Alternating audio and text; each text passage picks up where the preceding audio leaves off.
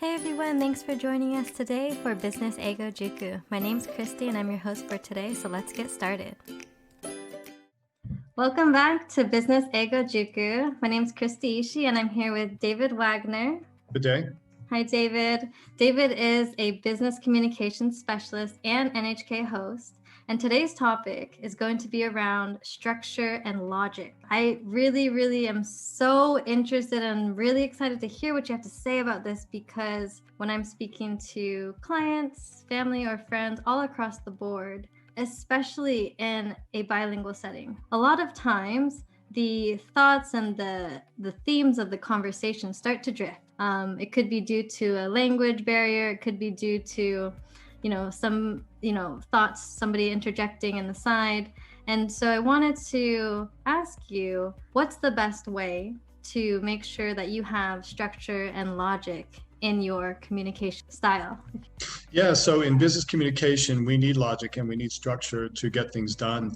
I'm often told by Americans that go to Japan that don't know Japan very well, that they watch Japanese meetings and they watch Japanese presentations, for example, and they just sit there and they feel like nothing's getting done, because they're used to a much more structured approach. And I think most of global business people are, where things are organized and things are implemented and executed in a very structured way.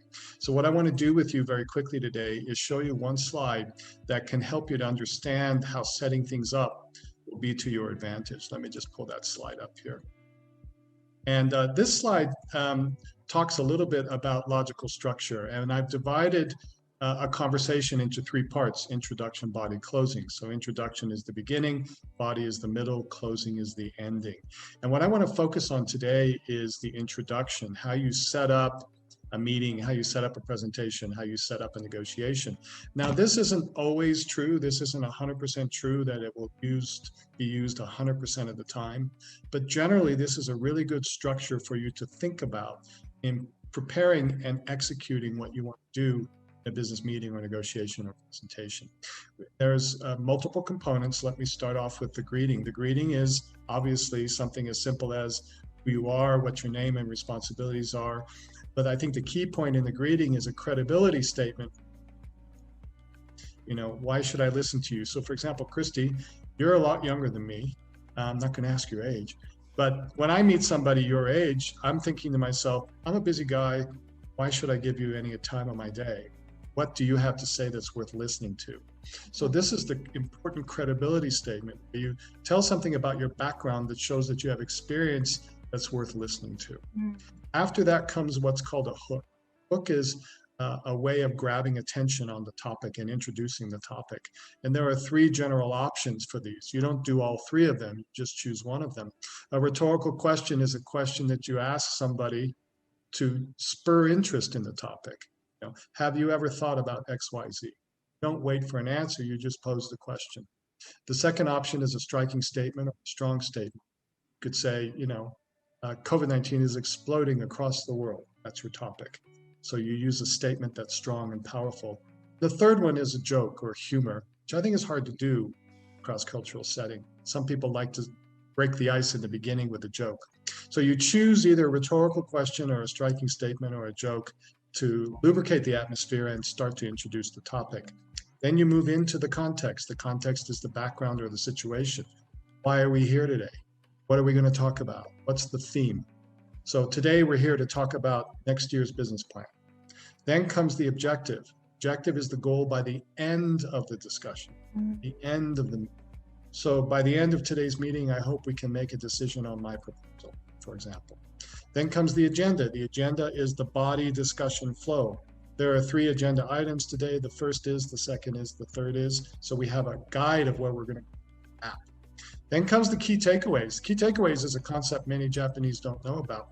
But basically, the key takeaways are the main selling points that you're going to be delivering in brief, highlighted points. So today, my main message to everyone is, we can do this proposal and make 13% on return, for example. So that's your key takeaways, very briefly stated at the beginning. Then you tell people how long this is going to take and tell them when you want questions. Generally, I like to take questions at any time, but sometimes if you have a presentation with 500 people, Can't take questions anytime, you'll never finish. So if it's a small meeting with 10 people, take questions anytime. That's what I generally do. So we've got the greeting, the hook, the context, the objective, the agenda, the key takeaways, the time, and the Q&A. And this is a setup that I try to use in every business communication I do. Wow. Yeah, this is really enlightening, especially for somebody who is a new entrepreneur, a younger entrepreneur, for example, and just having the insight on, what a structured, logical introduction, not just a business introduction, but a self-introduction, and how powerful that is in starting a conversation with somebody. That's right. And I think I'd like to highlight the difference between the objective and the key takeaway. The objective is your main goal. For example, to approve the proposal today. The key takeaway are the benefits of that goal. So the benefits of the goal would be we can increase revenue, we can increase sales, we can expand our market share. So they are related. The objective and the key takeaways are related. The objective is the big picture. The key takeaways are the sub-points or the sub-chapters. Yeah, so that's a really good point. And a lot of times, at least for me, when I'm going through a sales pitch or if I'm talking to somebody for coaching, a lot of times it's easy to point out the objectives, but without anchoring the key takeaways or the benefits, perhaps, a lot of times, right, it's really hard to kind of close on a deal or close on a conversation without having very clearly stated what's a benefit, what's a goal, what's the time frame, and having this logical structure is essential. I mean, That's right. And I think the point is this introduction should take less than a minute, maximum 2 minutes. You shouldn't spend a lot of time. It's almost like one sentence per item, really, really quick. But it sets the stage for success. It lets the audience know what to expect and what you're going to deliver. So this is a pretty typical style in global business. It's not an American style. It's an accepted style in many cultures.